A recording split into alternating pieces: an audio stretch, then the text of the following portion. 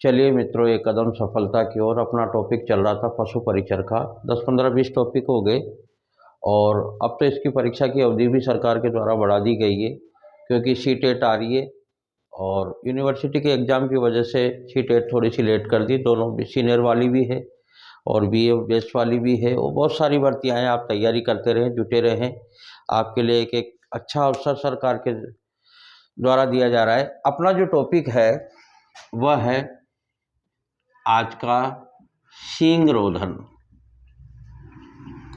जानवरों के जो सींग होते हैं, यानी कि सींगों को बढ़ने से रोकना, सींगों को बढ़ने से रोकना।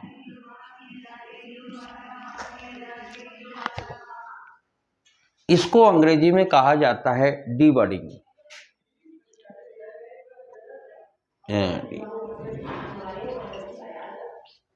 DING। अधिकतर कुछ शब्दों का प्रयोग अंग्रेजी में भी होगा। यानी कि सींग को काटकर अलग करने की जो प्रक्रिया है, सींग को काटकर अलग करने की जो प्रक्रिया है, उस प्रक्रिया को कहा जाता है डीहॉर्निंग। DNING, horning. सींगों को काटकर अलग करने की प्रक्रिया को कहा जाता है डीहॉर्निंग। अब सींग के जो अंकुर होते हैं, छोटे छोटे जो यहाँ अंकुर होते हैं, अंकुर को नष्ट करने की प्रक्रिया, सींग के अंकुर को नष्ट करने की जो प्रक्रिया है, उस प्रक्रिया को कहा जाता है डिसबडिंग।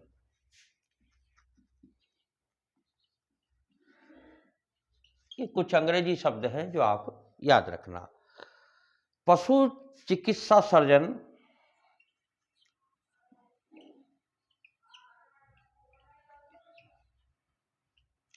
अधिनियम के तहत, यानी कि ये अधिनियम लगाया, सर्जन अधिनियम के तहत 1986 में नियम बना, और उस नियम के अनुसार यह तय किया गया कि किन विधियों के द्वारा पशुओं के सींग का रोधन किया जाए, किस तरीके से पशुओं के सींगों को हटाया जाए, उसमें कौन कौन सी सावधानियां और कौन कौन सी जो वैज्ञानिक विधियां हैं उनका उपयोग किया जाए। क्योंकि पहले तो क्या है, बड़े सींग होते थे। हालांकि देखो, जानवरों के सींग सुंदरता की दृष्टिकोण से भी अच्छे लगते हैं, लेकिन गौशालाओं में होता क्या है, जिनके ज़्यादा पशु होते हैं या जो गौशालाएं होते हैं, बड़े सींग जो होते हैं तो उनके लिए जगह ज़्यादा चाहिए। दूसरी बात, वह सींगों की वजह से लड़ते हैं, उनको चारा वारा खाने में दिक्कत आती है। अगर कोई बीमार पड़ जाता है, सींग बड़े हैं, बेल मारता है, क्योंकि मारने की वजह से भी सींगों का रोधन किया जाता है, तो उनके इलाज में भी दिक्कत होती है। और जो जिन बर्तनों में उनको वो चारा रखा जाता है, तो वह उनको भी दिक्कत आती है। बेल के उसमें सींग में फंस जाता है, गाय के सींग में फंस जाता है। या फिर बहुत सारे जानवर ऐसे होते हैं जिनके देखो सींग इस तरीके से वापस उसके सिर में घुस जाते हैं, यूं करके, और उसके सिर में वापस वो घुसने लग जाते हैं। तो इस तरीके से भी कुछ वजह होती है। बहुत सारे जो बेल गाय होते हैं, उनके सीधे सींग होते हैं, तो ये भी दिक्कत होती है। बहुत सारे को इस तरीके के होते हैं, ताकि वो मान लो कोई मारने वाला बेल है तो वो उठा के और उस पशुपालक को ही मार दे। तो इनके लिए सींग रोधन एक अधिनियम बनाया 1986 में, और उस किस प्रक्रिया के 4-5 प्रक्रिया है और उसमें क्या सावधानी रखनी चाहिए, बस इतना ही इस टॉपिक में। छोटा सा टॉपिक है, ज्यादा बड़ा टॉपिक तो नहीं है। देखो, पहली जो प्रक्रिया है हमारी सींग रोधन की उपयुक्त, सबसे बढ़िया, यानी कि बेस्ट बोल सकता हूं मैं इसको। बेस्ट जो तरीका है, बेस्ट जो विधि है, वह है रासायनिक विधि। रासायनिक विधि अथवा तो वैज्ञानिक विधि, क्योंकि प्राचीन काल में तो जो जिस तरीके से होता था, लेकिन अब जो वैज्ञानिक विधियां, रासायनिक विधियां आ रही है, उन विधियों के अनुसार सिंगों का रोधन किया है। उसमें दो चीजों का आपको नाम याद रखना पड़ेगा। देखो, NaOH यानी कि सोडियम हाइड्रोक्साइड, सोडियम हाइड्रोक्साइड, एक तो इसका उपयोग किया जाएगा, यानी कि इसको कास्टिक सोडा लिख देता हूं मैं आपको याद रहने की दृष्टि से। इसका मतलब ये याद रखना है।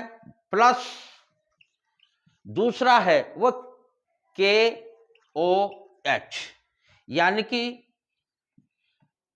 Potassium hydroxide. इसकी सहायता से भी सिंक का रोधन किया जाता है। वैसे सिंक का रोधन छोटी 7-10 दिन में, 7-15 दिन के अंदर हो जाना चाहिए। ये अंतराल इसका है, दिनों के अंदर इस प्रक्रिया को अपना ले। और ये जो आपको दो, देखो ये केमिस्ट्री के वर्ड है, ये आपको याद रखने पड़ेंगे। तो ये दो वर्ड याद, सोडियम हाइड्रोक्साइड यानी कि कास्टिक सोडा NaOH और KOH, इनका प्रयोग किया जाता है इस रासायनिक विधि में। वैसे ये सर्वश्रेष्ठ विधि है, सबसे अच्छी विधि वैज्ञानिक विधि के रूप में बताई जाती है। तो बेस्ट विधि इसी को ही मानते हैं। दूसरी जो पद्धति है वह प्राचीन पद्धति जो गांव ग्रामीण क्षेत्रों में अपनाई जाती है, आज भी अपनाते हैं। अब तो खैर सभी जगह सुविधाएं उपलब्ध होगी, पशु चिकित्सालय बन गए हैं।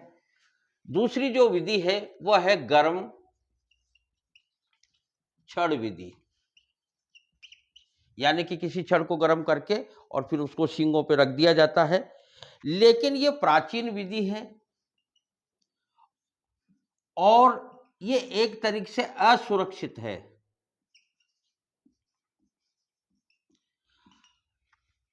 असुरक्षित क्यों है? क्योंकि गर्म छड़ से सींग को दागते हैं, यानी कि गर्म छड़ से सींग को दागना, इस तरीके से सींग में लगा देते हैं उस गर्म छड़ को। तो इससे क्या है, घाव बनने का खतरा रहता है। घाव बनने का, हालांकि कुछ सावधानियां हैं, वो सावधानियां अपन पढ़ेंगे बाद में। घाव बनने का खतरा रहता है। दूसरी बात, संक्रमण होने का खतरा रहता है, और संक्रमण होगा तो सीधी सी बात है कि कीड़े पड़ेंगे। तो इस तरीके से ये थोड़ी सी प्राचीन विधि है, असुरक्षित है, कीड़े पड़ने की संभावना रहती है। तीसरी जो विधि है वह है इलेक्ट्रॉनिक। अब इलेक्ट्रॉनिक शब्द का मतलब ही अंग्रेजी हो गया, यानी कि लाइट होगी एक तरीके से। इलेक्ट्रॉनिक डी हॉर्नर विधि,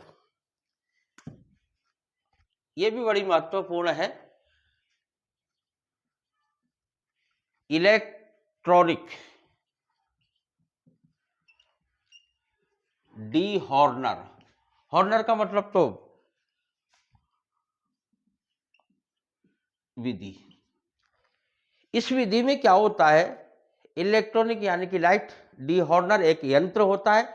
आप उस पे गूगल पे लगा के देख लेना यंत्र के। तो इसमें क्या होता है बेटा, इसमें 1000 फ़ारेनहाइट पर उसको गर्म करके, यानी कि जब गर्म किया जाता है तो 540 सेंटीग्रेड डिग्री गर्म हो जाता है वो, और उस पर फिर ये डी हॉर्नर जो यंत्र है वो उस यंत्र को गर्म करके, यानी कि गर्म करके 5 या 10 सेकंड बस आप सिंक पे लगाओगे तो सिंक पर लगाते उसकी कोशिकाएं नष्ट हो जाएगी, कोशिकाएं नष्ट हो जाएगी और सिंक का रोधन हो जाएगा। ये इसकी तीसरी विधि है। चौथी विधि देखो आप, चौथी विधि है इलेक्ट्रेटर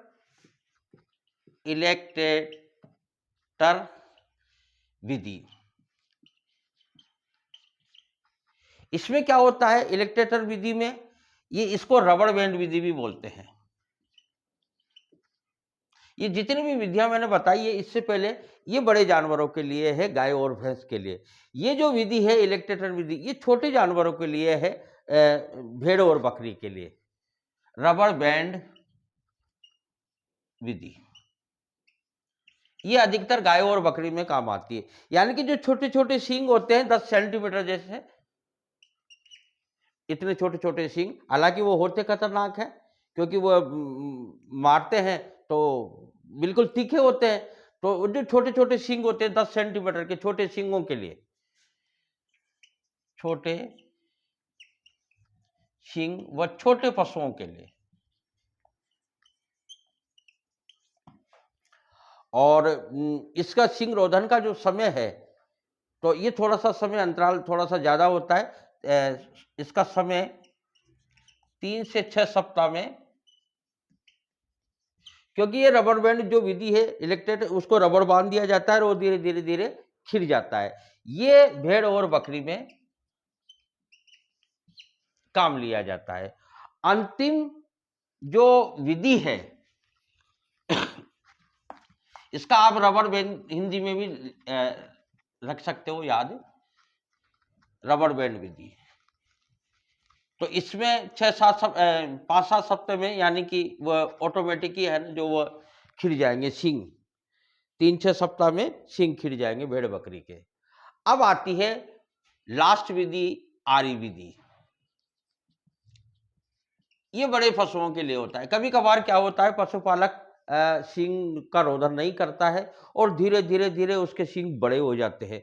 जब बड़े सींग हो जाते हैं तो पशुपालक या जो काश्तकार है वो अपने जानवरों को आरी, जो आरी घर पे आरी होती है ना, उस आरी से वह सींग को काट देता है। इसको आरी विधि कहते हैं। हालांकि ये भी एक सुरक्षित विधि नहीं है, पर जब समस्या ज्यादा बढ़ जाए, मान लो उसने बचपन में सींग काटे नहीं हो, तो फिर वो क्या करता है, अधिक उम्र वाले पशुओं के, अधिक उम्र वाले पशुओं के लिए ये